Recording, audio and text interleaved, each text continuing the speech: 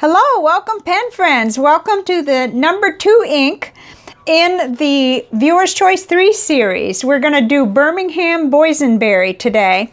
And this ink received 10 votes. So the first one, Diamine November Rain, that I just did, received 11. And Birmingham Boysenberry came in a solid second with 10 votes. So this is a beautiful kind of purpley ink with quite a bit of gold highlights, and it's interesting. It doesn't always come out, but when it does, it's quite pretty. So let's go ahead and put that into the test. And we'll let that water test happen while we're discussing it here. We'll just push it aside. Ooh, that is pretty. It looks very magenta, which there's a good reason for that. We'll look at that chromatography in a minute. This is the Rhodia Gold book, and here it is at the top. Let's go ahead and take a look at that, where it gets a little bit gold on the edging. It has a edging or a halo effect that happens. This is a Tomoe River paper just taped in. So I get you a glimpse of that. And then the full name on this is Birmingham Southside Market Boysenberry, but on their little vial they just put Boysenberry, so I kind of shorten it to that most of the time. Now, there's something to talk about right off the bat. The availability on this ink is that it's in their production queue. And if you don't know about Birmingham pens, they're a United States-based company. The inks are made in Germany, and they're in Pennsylvania. So this is one way that they gauge how many people want to buy the inks. They have a production queue, and you can go in and put your email to be notified when they do produce more of it. I had gone back in. A pen friend sent me the sample. I think it was Sue, but I hope I'm not saying that wrong, because I lost the original the original swatch I had, so I was all confused. But I then purchased a 4 ml sample of it. So I thought at the time there were going to be bottles available, and there may be again. So here it is in the broad nib, and then we go down into the Lamy fine nib. And my first impressions were that I just really love the color. And you'll see when we get on the comparison panel that this is one of the purple types that I really like. And sometimes it can look maroonish, but it is really more purpley. And we'll see that in a minute. So here's the chromatography. Look at all that magenta that came out. Isn't that amazing? Like, we have kind of a little bit of resistance here where I put the line. And then it turns to magenta, and then we've got red, and we've got something that looks like either royal blue or dark blue or bright blue or purple, something. It's very difficult because that's just a little top edge there on the chromatography. And then I'm just dabbling with this drying, but this ink did seem a little dry to me. Maybe a little drier than some of the other Birmingham inks, but it was nice because it didn't mess around. It was it was pretty dry within a few seconds, and then I don't know what happened here. 4 seconds it showed a smear, but then 3, it didn't on these, so I'm wondering if I just spaced out a little bit. But my general impression is that it dries fast. It's not a super wet feeling ink coming out of my Serendipity, which is a very nice wet writer with a broad Yowo nib, and it's always been one of my wettest writers, so I think I would feel that because I use it for all the reviews. I think if it was super flowy, I would know it, but I had to actually redip that more than I usually do, and it was a little confusing, but I'll continue to study it. And it's been a little bit of an off time for me, so who knows, but I've transferred to almost all notebooks for our test, but I have 3 paper samples at the end. So let's look in these little notebooks. And as we get these finished, I'll do little flip throughs, because I think that'll be really a lot of fun to see all the different ones we've been studying. This is Mormon Spiral Notebook, and they're at Daiso. I can never be sure about my pronunciations, but here it is, Birmingham Southside Market Boysenberry. It didn't do a whole lot of fancy gold here at all. It just sort of flattened on this paper. And I did feel like it was really dry coming out of the Lamy fine nib on this paper. That wasn't the case across the board, but in this paper it was. But it still looked pretty. I like the way the color looked on this. Okay, then next, this is the CVS Caliber memo book, 4x6. We're getting right along in this one. This will be the first one to fill up, I think. And then I did notice quite a bit of gray, sort of, it turned into more sheen than it was a halo, but it does look very gold in spots there. I don't really notice that in the letters, but it's just a gorgeous, rich color. So it looked great in the broad nib. And then I was just stunned that it was okay in the Lamy fine nib, because this paper is notorious for feeling like a chalkboard if it's too dry of an ink. So I don't know why, but that was nice in the fine nib on here. And I put a good fit for this paper. I'm not sure why. So at least on that day, anyway, yesterday it was.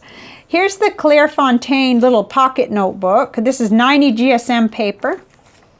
And it was beautiful on here. Got a little more shading on this white paper. And I just, I just thought it looked nice. It showed off the color, and we are dealing with a nice white paper. That makes a difference. The nib felt dry on the Clairefontaine too. Now, that happens sometimes, but what was really odd was that usually happens first on the CVS Caliber paper, but it just seemed to like this ink, so, and I put odd here. A lot of odd stuff going on this right now. Okay, here's the Leuchtturm 1917. I test this out because of my bullet journaling. I'm still using a Leuchtturm because I'm using them up. I don't know if that'll be a forever thing, but I like to see how the ink does on this paper. Now, here it is in the broad nib, and I thought it looked just fine on here, real pretty. And then, okay, this paper loves this ink. That's where I realized, okay, that makes sense then. A little more sense, because this paper, it's not quite like a Clairefontaine paper. It's not exactly toothy or rough either, but it's different. So maybe that's why. But this is just a really good match. And let's turn it over. We had no bleed through, none whatsoever, not even on the nice thick painted on. So if you like Leuchtturm paper and you want to use this ink on it, I think it's a good match. And I put thirsty paper, ? No telling what I was thinking. But, a lot of times bleed through is a problem. So maybe because of the quicker drying time. See, I can learn. I'm going to learn. But until I see something happen time and time again, still with 3 years in the hobby, I still have a lot to learn. And I just thought, wow, this is great ink for this paper. So that's good to know. And here we go on to a little Birmingham notebook. I think must be smaller than pocket. It must be it's either pocket or passport. It's pretty close, maybe somewhere in between. But this has the 52 GSM Tomoe River paper, and we got a little bit of gold haloing or edging there, not much, but it looks like a nice rich ink on here. It just a nice saturated purpley color. And it looks like a much more expensive ink. I was thinking even of Bunga Box Lamont, but not really. Once I looked at it again, that one is brighter. This is a darker, richer color. This is more like Krishna Anakai, but we'll see that in a minute. Here it is in the fine nib. Let's see what happened on the other side. I can't remember. Okay, just a little bit of seeping. Not anything that I would call bleed through, and ghosting, but nothing. I mean, I don't know. Stuff like that just doesn't bother me. As long as I'm going to be able to read what I write on the back, I'm good. So, okay. The next one will be the Live Notes by Pen Gallery. And this is the 68 GSM Tomoe River paper. So, and oftentimes we find that this doesn't bleed through as easily. So let's just take a look. Again, it looks nice and rich, I thought. You maintain that purpley color. You get a little bit of shading, but I wouldn't take it to the bank for that. That's not what I like about it. It's just the color that I like. There's the broad nib and the fine nib. And there was none of that dragging or feeling like it was too dry on the Tomoe River paper. Let's turn it over. And we have just a tiny bit of seepage. Not as much as on this one. But again, pretty comparable. So that's not bad. Let's compare the front sides. Now that we've got it on both on cream paper, but we do have dots here on the 68 GSM. And you know, I'm noticing just a little shade difference anyway, and that could just be a trick of the eye, but this looks more purpley to me, and this looks a little bit, you know, different. Like it kind of veers over into that other plummy color. I don't know how to even describe it, but you can see it's still a nice pretty color, and it just comes across good. So we've got 3 paper samples. First is the Rhodia one, and this is good paper, and you know, it just was kind of middle of the road. I didn't feel like it was too dry on here. I wrote okay though. I wasn't, you know, bragging on it like I was with the Leuchtturm. The Leuchtturm liked that Lamy fine nib, and this is just passable. Like, it's okay. It did lighten up a little. So here it is with the broad nib. We didn't get much spectacular, you know, over here, but it doesn't matter. I just do that because I like it when it does do a halo or something. And then the fine nib. Ooh, I was in a hurry writing that word there. So again, this is Rhodia 80 gram dot pad and no bleed through. So that, and you know, very little ghosting. Not enough to even, I wouldn't even call it anything to worry about. Okay, then first off is the Hewlett-Packard Laser Premium 32 pound heavyweight copy paper. This is real heavy duty stuff. We saw a little surface gold on that swatch, and then it's just pretty straightforward. I don't think it's spectacular on this paper, but you certainly could use it, and maybe even a medium nib might come in handy. It would just maybe just be the right ticket for that. The fine nib looks a little bit light to me, just to me. No bleed through at all. Just maybe, you know, trying its best to seep through, and it didn't even do that. So now we go to the last paper, Georgia Pacific 20 pound copy paper. It doesn't get much thinner and cheaper than this. A little bit of gold came out to play on it. That was funny. And then it did feather. Not significantly, but enough that if you look at it close, you can see that fuzziness that I guess you could even call it spread, because it's not ridiculous. It's just, it does widen that line quite a bit. Let's see. It's very difficult to see, but I can see it with my eye. I spy with my eye. There's the broad nib and the fine nib, and then it didn't do much bleed through. So I think that is the quick dry time that's creating that. That's nice. If you use cheap copy paper, you could get away with this ink, but you probably would not like how it looks in the broad nib. It would probably need to be fine or extra fine. And you know, Lamy's not the finest nibs. That, you know, they're too wide for some people. If you're using a pilot nib, you can get away with that. And it just tried to seep through. Okay, now let's see. Oh, look at this. We are still able to kind of read it. We've seen a lot of them like that. It fuzzed out, lost most of its color, but it's still readable. That's very interesting. And that's that 90 gram Rhodia. That's 90 gram Rhodia pad that I've been chopping up because I ran out of my little one. All right, now let's look at how this compares to other colors in that same family. This is the part where we get to, you know, compensate if we can't find the ink of the day that we want. So here's Birmingham Southside Market Boysenberry. And look at this. There's the Straits Pen Honest Ink Bougainvillea Purple.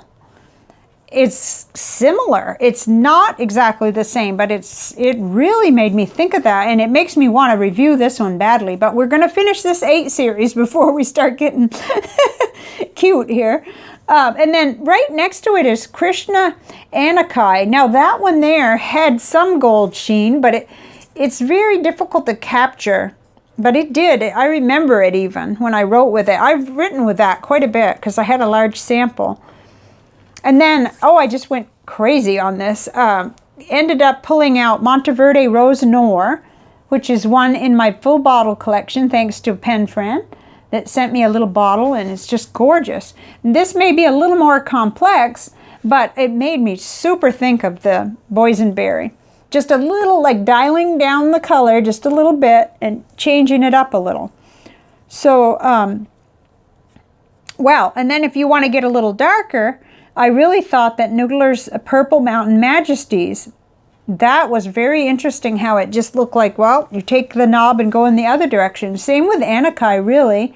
But that one super made me think of Boysenberry because I've written with this in a nib quite a bit. Excuse me.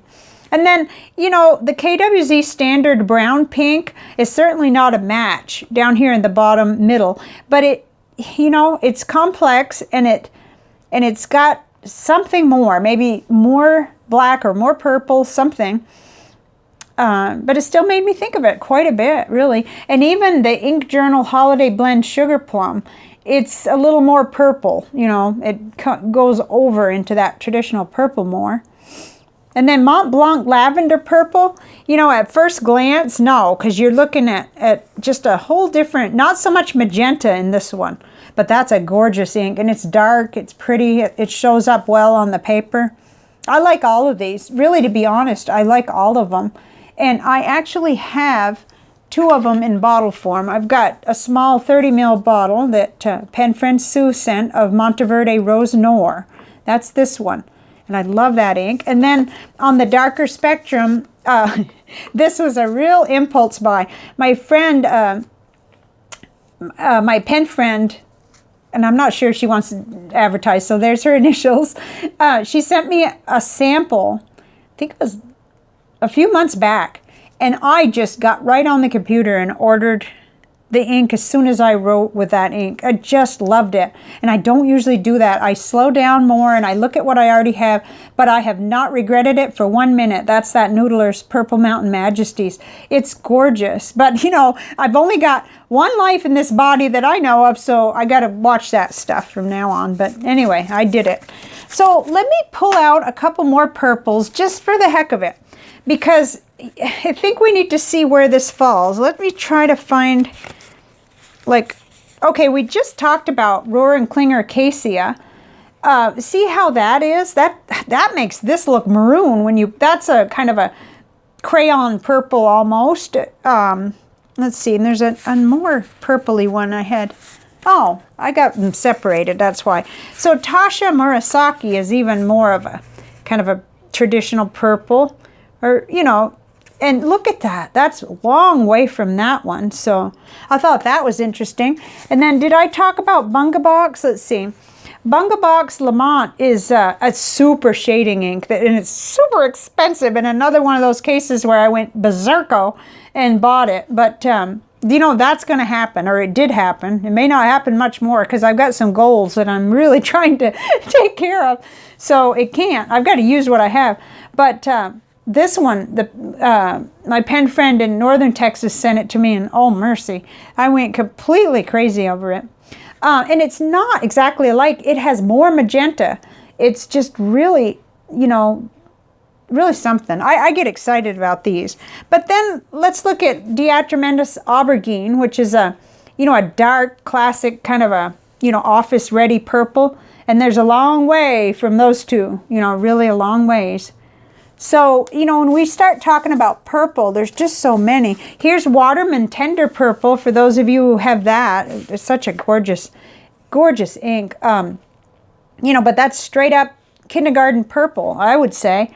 And a long way from this one. Let's see, Lamy Violet. I could go on all day, but I got to watch the timing on this because I still have one thing to show you. Okay. Oh, here's Noodler's Bay State Concord Grape, which is not really a good comparison because that's a kind of a bulletproof or at least very permanent ink, and it's purpley like a crayon too. So I think that's, oh, here's Purple Rain. Whoops, I've got a, oh well, I got a little corner stuck on it. Monteverde Purple Rain, and I think that was before I was putting more water on. That's a very easy to clean out ink. Don't let it fool you. I just didn't put enough water on that sample. Well, I think that's it. Okay, that's it. So what do you think? This is amazing, right? Let's see what it did with the, you know, the visual journal. I loved this. This was more like it. I was getting all kinds of time to put in detail. It was allowing me to do that. And I don't know what this is. If I was more of an artist, I could just turn it into something. But I thought, that looks like roots of a tree. But our trees are mostly planted up above here, so I'm going to make a concerted effort to continue going through the videos in Nick Stewart's technique, because I know I can learn more from him. I've already gotten the course on Udemy. Udemy? Udemy. I'll have to link it for you. And then here's our Petri dish experiment. And a little bit of gold, but it doesn't want to show through. So this was really fun. And the whole thing was fun because there's nothing I like better than comparing inks so that I can avoid that trigger-happy buying ink bottles business. I really should just stick to samples, since I'm always wanting to flip from one color to the next and try every single one. But we just, we go around once and we just enjoy it. So, okay, what's next? Next is we're going to shift gears and we're going to go to the new J. Arbonne shimmer ink that just came out, the 1790. So this will be the next profile, and I'm going to try to listen to the Google lady and see if I can say that. So that'll be my homework for next time, but there's the words in case you want to try. So I'll see you next time. Thank you for indulging me on showing you every purple practically that I have. And let me know what you think of Birmingham Southside Market Boysenberry. And if there's enough of us that want to purchase it, it's $5.99 for 30 mil, then they might make some, but we better get on the ball if we're going to do that. So thank you, and I'll talk to you later. Bye.